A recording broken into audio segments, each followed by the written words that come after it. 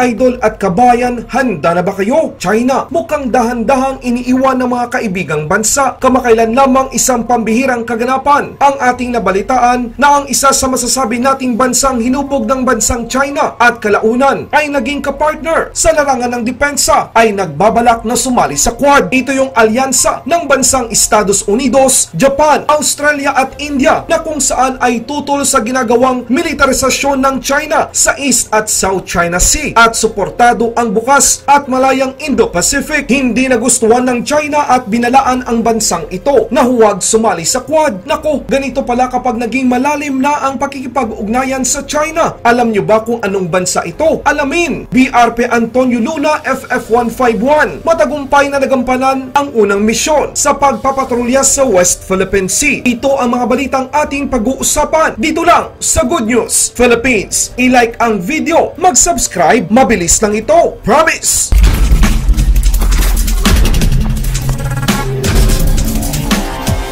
Sa isa pang lantaran ng pagpapakita ng isang diplomasya bilang tinatawag nilang Wolf of Warrior, ang China ay naglabas ng isang kakaibang babala sa Bangladesh, isang bansa na sinubukan itong ninangin ng masigasig sa loob ng maraming taon. Pero bago natin pag-usapan kung ano ang rason bakit nagbabala ang China sa bansang Bangladesh, ay kilalanin at alamin muna natin ang ilan sa mga mahalagang bagay at relasyon ng dalawang bansa. Kinilala ng iba't ibang mga bansa ang Bangladesh bilang isang ganap na bansa simula noong taong 1971, ang Amerika noong taong 1972 at ng China noong taong 1975. Mas nagkaroon ng magandang ugnayan ang Bangladesh at China sa pamamagitan ng bilateral relations. Kasama din ang Bangladesh sa tinatawag na BCIM Forum na binubuo ng apat na bansa, ang Bangladesh, China, India at Myanmar. Noong 2015, kinonsidera ng China na isama ang BCIM Economic Corridor para sa layunin nitong Belt and Road Initiative. Ano ba itong sikat at palagi nating naririnig na Belt and Road Initiative ng bansang China? Ang Belt and Road Initiative ay isang pandaigdigang infrastructure development strategy ng Chinese government noong 2013 na ang layunin ay punduhan ang 70 mga bansa at iba't ibang mga international organizations. Maganda ang ugnayan o relasyon ng China at Bangladesh pagdating sa geopolitical relations, economic relations at lalo na sa defense cooperations. Ang Bangladesh Army ay mayroong iba't ibang klase ng Chinese tanks. Main Battle Tank o MBT-2000, meron itong 44 na gawa ng China. Medium Tank na Type 59, meron itong 174 na gawa ng China. Medium Tank Type 69, meron itong 58 na gawa ng China. At Light Tank VT-5, 44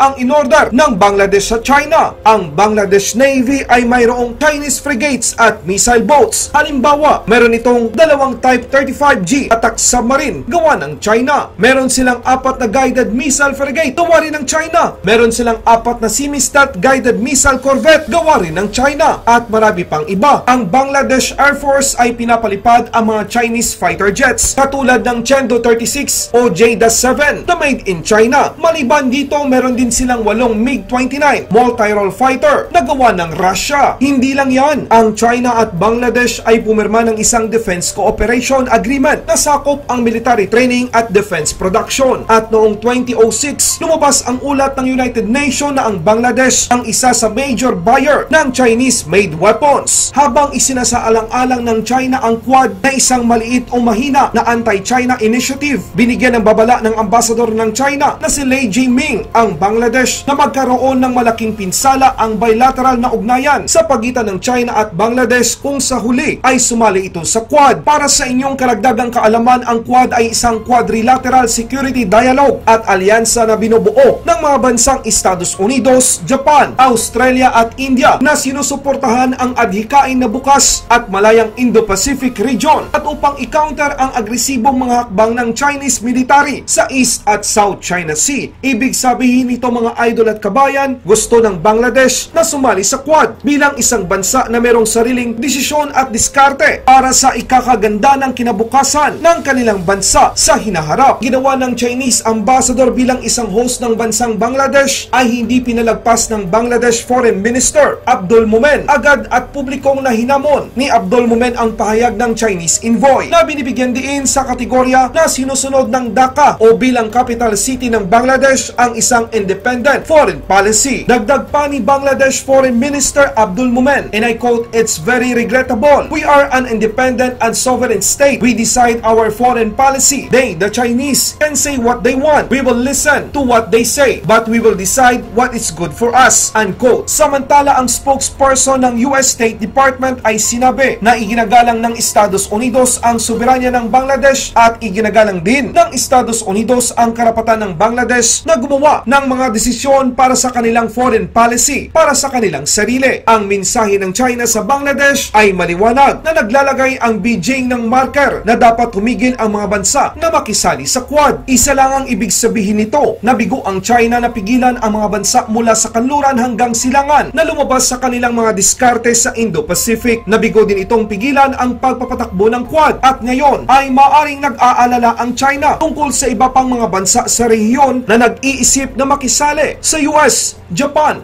Australia at India. Mga idol at kabayan, ang nangyari sa pagitan ng China at Bangladesh ay isang malaking aral sa mga bansang gustong maging kasosyo at kaanib ang China. Kaya huwag tayong maging kampante. Sang-ayon ba kayo mga idol at kabayan? Mag-comment lang kayo sa video na ito.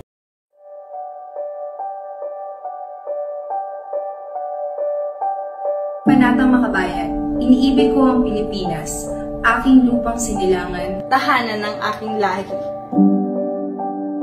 Kinukup ako at tinutulungang maging malakas, masipag at marangal. Dahil mahal ko ang Pilipinas.